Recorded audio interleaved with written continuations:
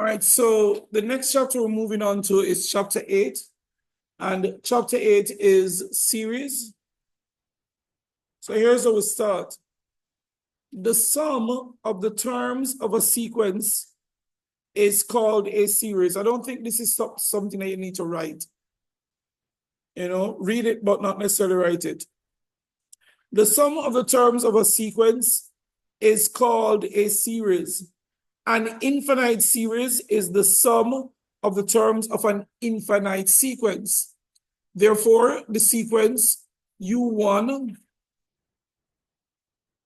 U2, U3, ... that is telling you that it's going on for what? Forever. I don't remember what it's called. Whatever it's called, it means it's going on forever. The corresponding infinite series is U1 plus U2 plus U3 plus, and that goes on again forever. So when you add the terms in a sequence, the sum of the terms in a sequence is called a series. Now, for the infinite series, U1 plus U2 plus U3 plus up to what? The nth term, Sn represents the sum of the first up to what? Infinity, because the term is going on to infinity, it's going on forever. Sn represents the sum of the first n terms. S1 is equal to U1. The sum of the first term is the what? First term. The first term, S2 is U1 plus U2, the sum of the first two terms.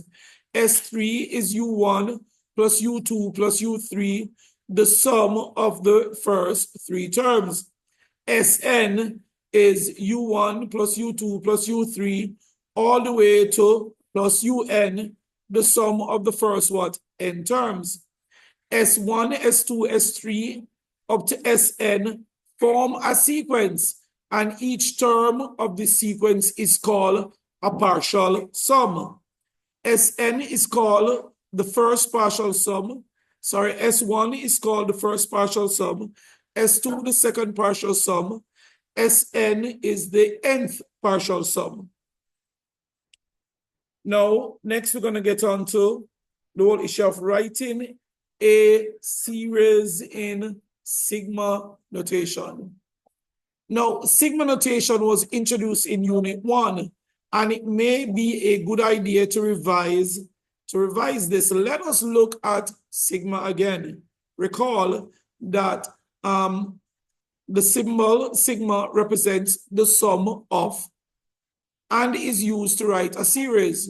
The series U1, U2, U3 plus and continuing up to U infinity can be written as the sum of UR from R is equal to 1 to R is equal to infinity. The general term of the series is found and put inside the summation sign.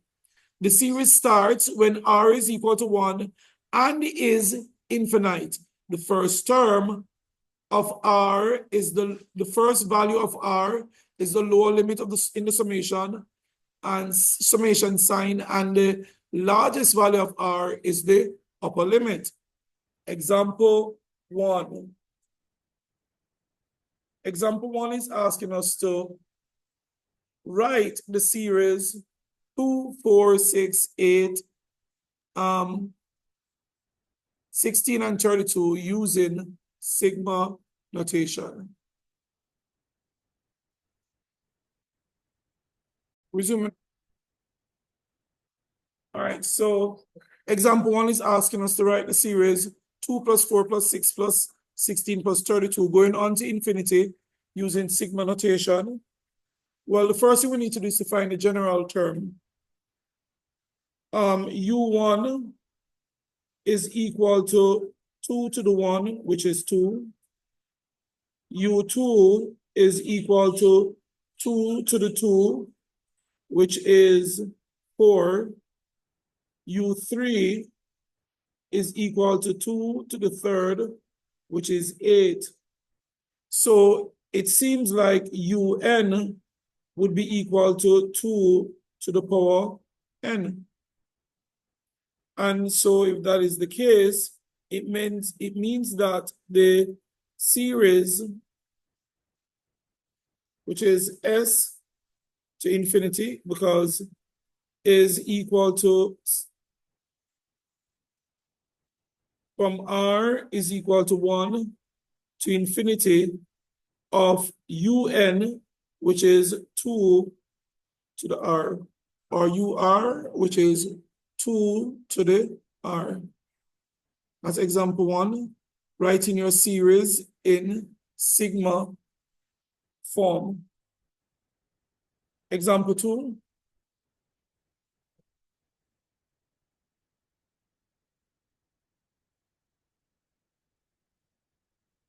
Example 2 is asking you to write the series 3 times 7. What I'll notice about this is that the first term and the second terms are in separate series, or they're in separate sequence, if you want to look at it like that. The first terms are going, the first term in each term is going up by 2. And the second value is going up by 5. So both of them are basically what? Arithmetic progressions.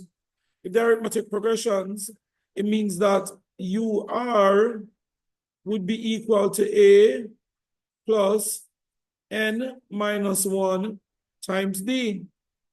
In the terms of 3, 5, 7, and 9, it would be 3, the first term, plus N minus 1 times the common difference, which is 2.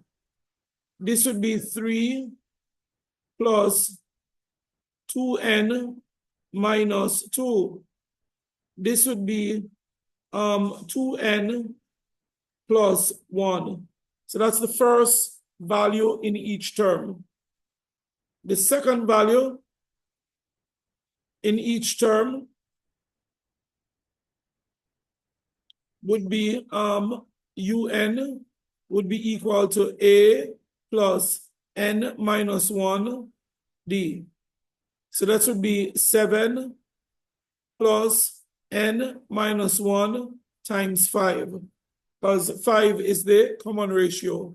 7 plus 5n minus 5, this would be 5n plus 2. So the general term un would be 2n plus 1 multiplied by 5n plus 2. And the series now in sigma notation is s to infinity, and this is going to infinity, is the summation from r is equal to 1 to infinity of 2r plus 1 multiplied by 5r plus 2. That would be the series in sigma form. The third one, look a lot more interesting.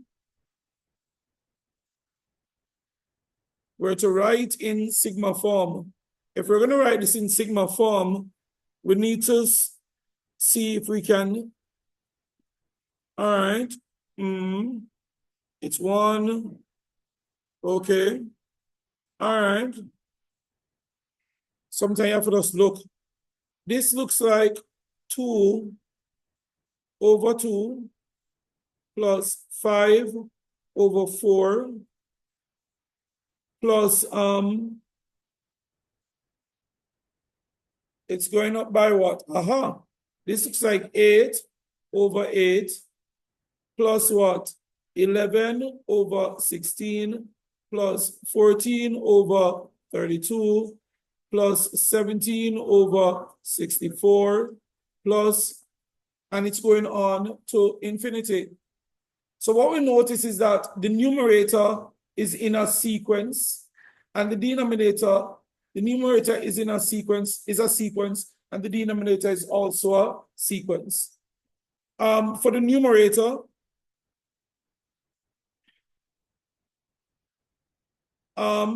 it is going up by what? 3. So it's an arithmetic progression. Un is equal to 2 plus n minus 1 times 3, which would be equal to what? 2 plus 3n minus 3. This is 3n minus 1. That is for the numerator.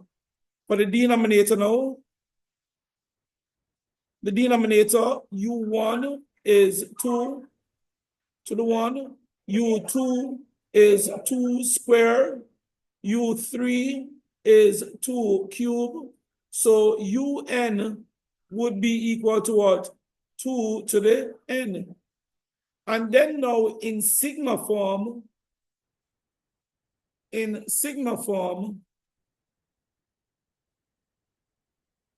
s to infinity, because this is a series that is summing to infinity, is equal to the sum of from when r is equal to 1 to when r is equal to infinity of the numerator, 3r minus 1, over the denominator, 2 to the r.